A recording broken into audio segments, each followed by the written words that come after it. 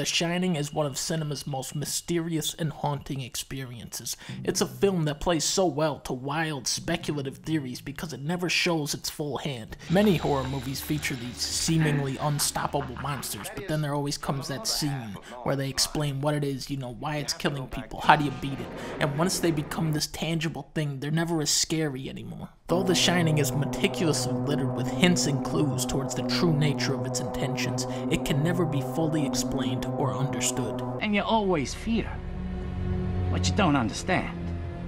On the surface level, this film is about a writer and his family who move into this remote hotel located in the mountains to take care of it over the winter. Except, sometime during their stay, he snaps and he tries to kill them. Oh boy, sounds simple, but it's not at all presented in such a clear-cut manner. Did Jack Torrance plan to murder his family all along? Or was he possessed by some evil force within the hotel? When does he actually snap? Is this movie about European settlers slaughtering the Native Americans? Is this movie about how Kubrick faked the moon landing? Is this movie about Hitler's final solution? Are the events witnessed in the film actually the events of Jack's novel that he successfully publishes? There are so many paths and threads to follow that you just become lost in this hypnotic maze of thoughts and ideas.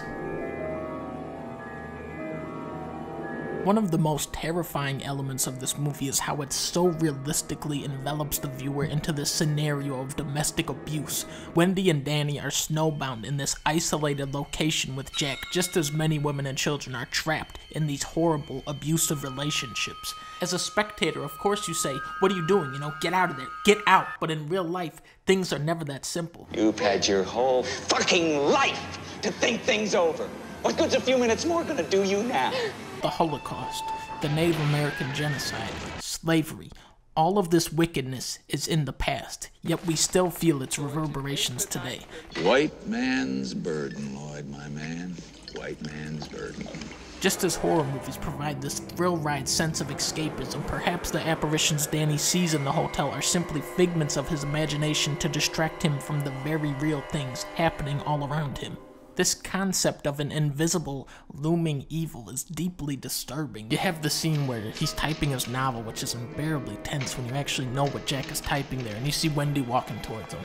And she's so sweet in this movie and so oblivious to what's happening right in front of her.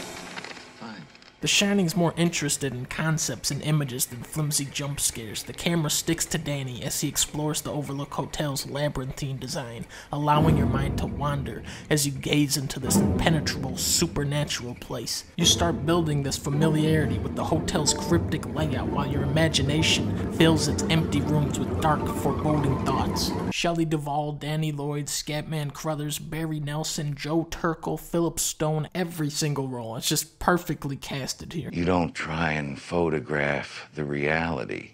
You try and photograph the photograph of the reality. Everything the characters are going through is internalized, it's psychological. So to balance this, you have this maniacally expressive performance by Jack Nicholson. He's able to convey so much with his face alone that you can't take your eyes off him for a second. We can't always see this faceless evil manipulating Jack, but maybe we can hear it.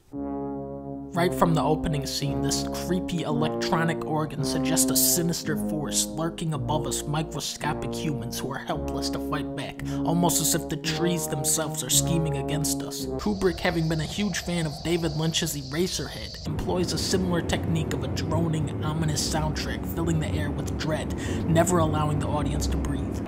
The hotel seduces Jack with a relieving melody, while transforming the image of his loving family into this horrible, oppressive noise.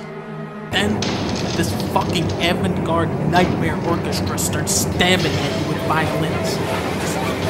Gee, get out! What are you doing? Get out of here! Come out! Get out! And then it's over.